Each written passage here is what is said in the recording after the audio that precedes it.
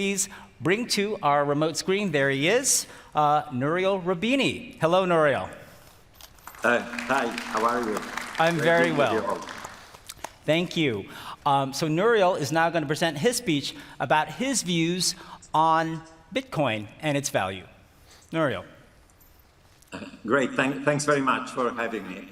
So let me make several observations. We're talking about the Bitcoin, BTC, and cryptocurrencies. And my first point is that calling them currencies is a misnomer, because anybody who knows anything about monetary theory knows that for something to be a money or to be a currency, it has to have a variety of features. And Bitcoin, BTC, and other cryptocurrencies don't have any of those features. Feature number one, something has to be a unit of accounts for goods and services, and also a unit of account for how you price financial assets and liabilities. We know that nothing is priced in Bitcoin, no goods and services or financial assets. And this is not just because people don't want to do so, but there are flaws. Because for something to be a unit of account, it must have a stable value relative to an index or a price index of goods and services. Suppose that some goods and services were priced in Bitcoin, but then the price of Bitcoin goes up 20%. Then if you're being paid your wages, say in dollars, then the real price that you're paying for that good and service has gone up by 20%. And therefore it doesn't make sense to use that as a unit of account. Or for financial assets and liabilities. Suppose I had a loan, or suppose I had a mortgage that was essentially in a unit of account of Bitcoin, and Bitcoin goes up by, say again, 20%, then the real value of my liability has gone up by 20%. And therefore the fact that nothing is priced in Bitcoin or a cryptocurrency is not just by random chance, is that there is so much volatility in the price that you don't have any stability, and therefore it doesn't make sense to have it as a unit of account. First observation. Second observation is that for something to be a currency, of course it has to be a widely used and scalable means of payment. And we know that the current technology of Bitcoin, BTC, with the block size and proof of work implies that you can do only 5 to 7 transactions per second. While if you, for example, you're using the Visa credit card network, you can do 27,000 transactions per second. So one aspect of Bitcoin, it is also not scalable. And is not scalable and therefore is not used as a means of payment. And in advanced economies where inflation is low, there is not even a reason to use Bitcoin as an hedge against inflation. Prices are stable enough that people are happy to pay for transaction using dollar, euro, yen, or whatever currency, Swiss francs, they're using in their own country. The volatility also of Bitcoin is such that, again, no vendor would accept Bitcoin as a way of paying for their goods and services because there is a risk. I've gone to many crypto conferences where if you want to essentially sign up for it, you have to pay in dollar or Swiss francs, not in Bitcoin. And why? Suppose that you are being paid as a merchant in Bitcoin, and then the price of Bitcoin falls overnight by 20%, has happened recently, even 30% overnight. Then if you have a profit margin of, say, 10 to 15%, your entire profit margin is going to be wiped out by the fact that there has been a change in the price. That's why it doesn't make sense, and nobody's using it again as a means of payment either. It's not scalable, and it's also risky. Third of all, for something to be a currency, it has to be a stable store of value over goods and services first, and over wealth.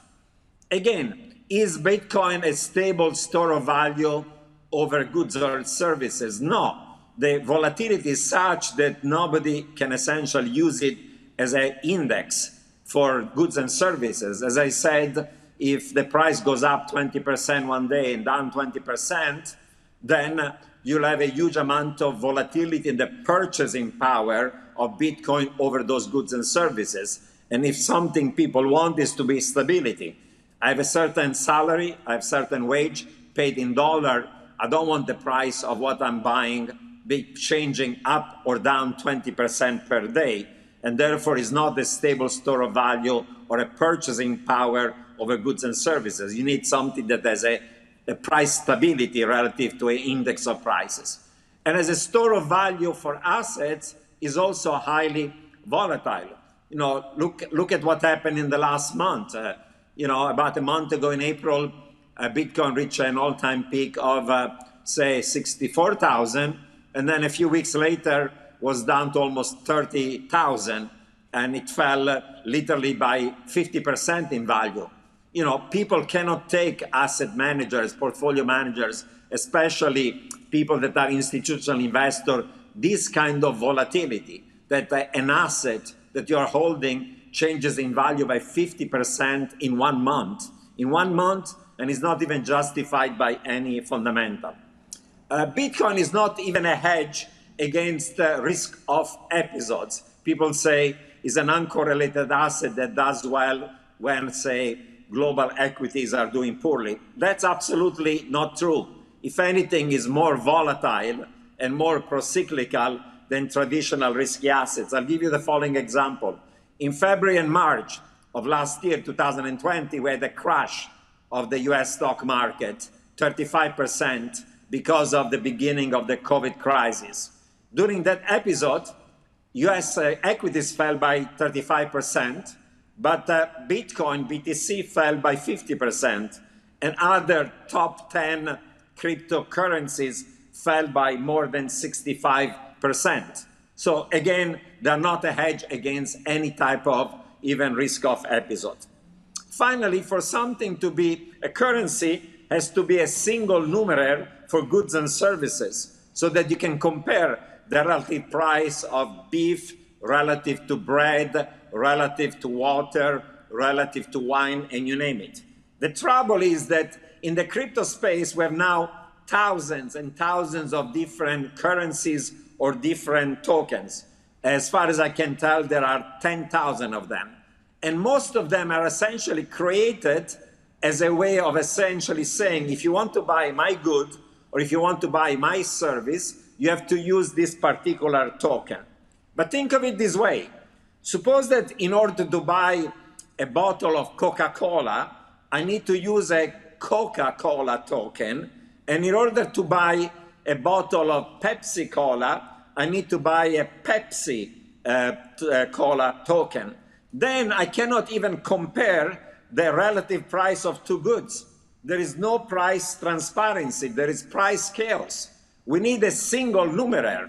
When we have used the dollar, I know what is the dollar price of bread, the dollar price of Coca-Cola, the dollar price of Pepsi-Cola, the dollar price of meat or chicken or whatever I buy.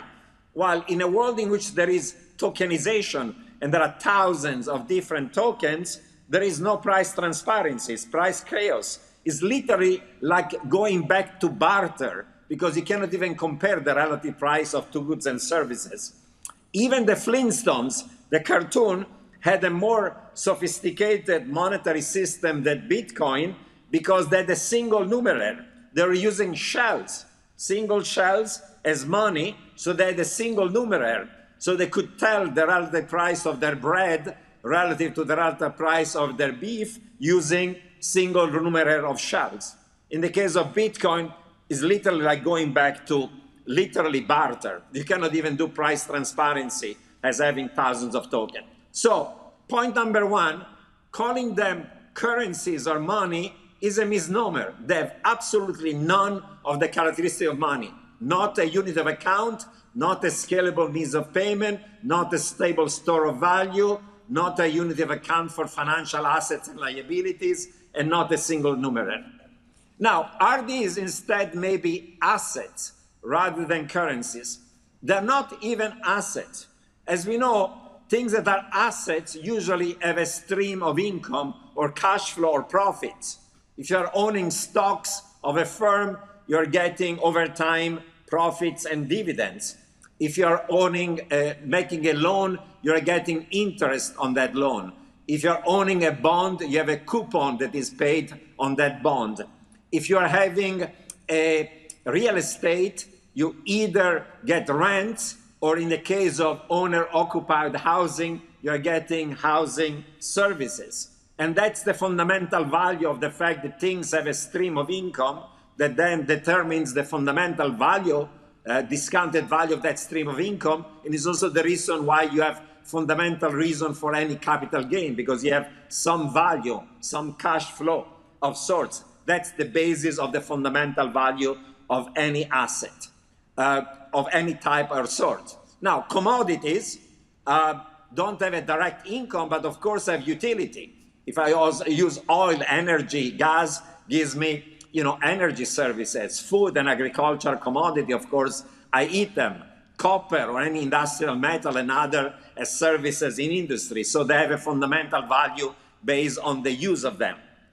If you take gold, because people think sometimes that Bitcoin is the new digital gold, but if you take really gold that has been around for thousands of years, gold that does not have income, that's true, but has been used around for thousands of years as a stable store of value.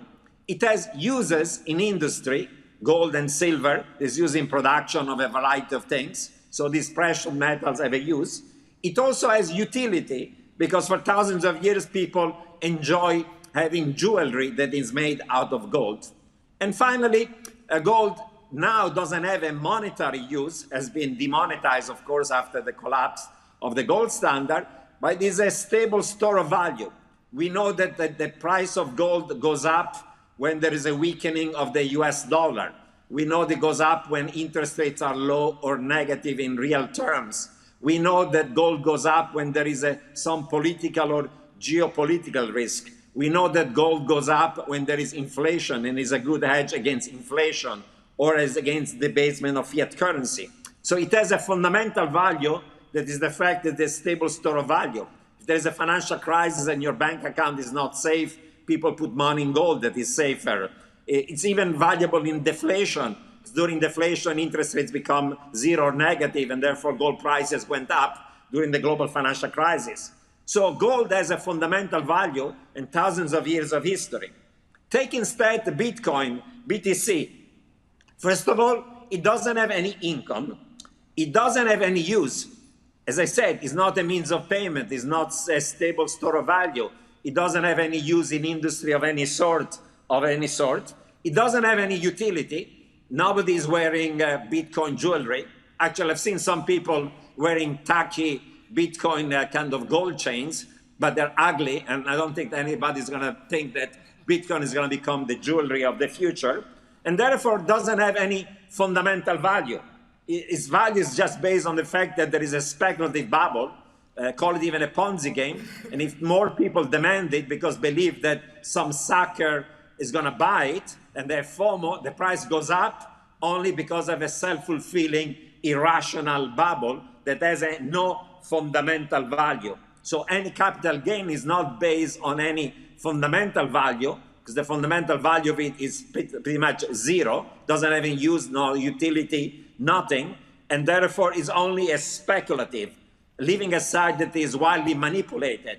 There are pump and dump schemes, there's wash trading, there is spoofing, there is front running, there is so many scams.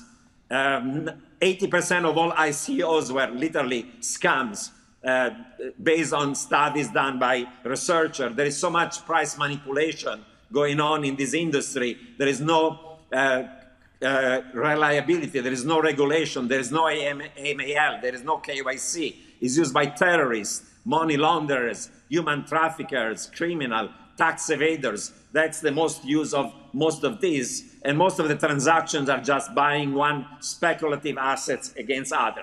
So in my view, the fundamental value of Bitcoin based on all these things is zero, but is actually less than zero, because as we know, Bitcoin through its proof of work essentially is an energy hog.